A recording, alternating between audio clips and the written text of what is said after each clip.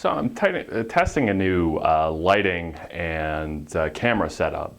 I don't really have any economics to talk about, so I want to talk about some basic dodgeball strategy that I see a lot of teams get wrong. So here's a typical scenario for you. You're playing against a team, they've got a guy up here and 3 guys at the center line with a ball. You're back here, you've got a guy in the left post with a ball, but you've got 2 unarmed guys.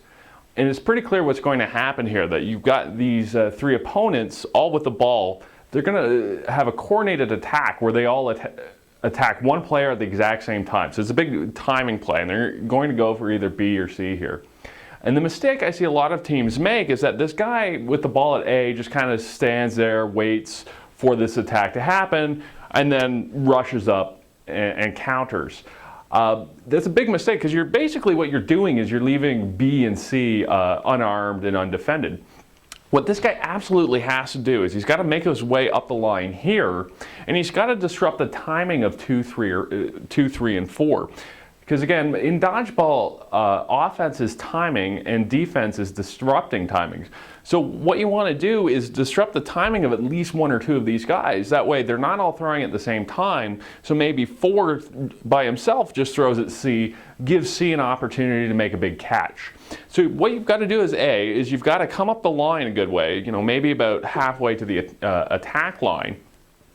And then there's a couple different things you can do. I mean, the first thing you can do is just a classic pump fake. And what you're trying to do there is distract these guys, get them in your peripheral vision just enough to kind of get their timing off. So they'll still end up making the throw, but the throws won't all come at the same time.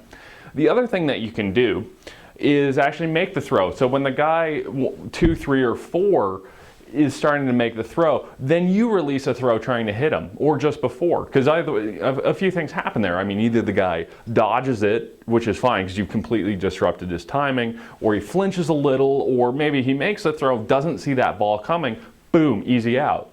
Now, the temptation is here to throw at the closest person, to throw at 2.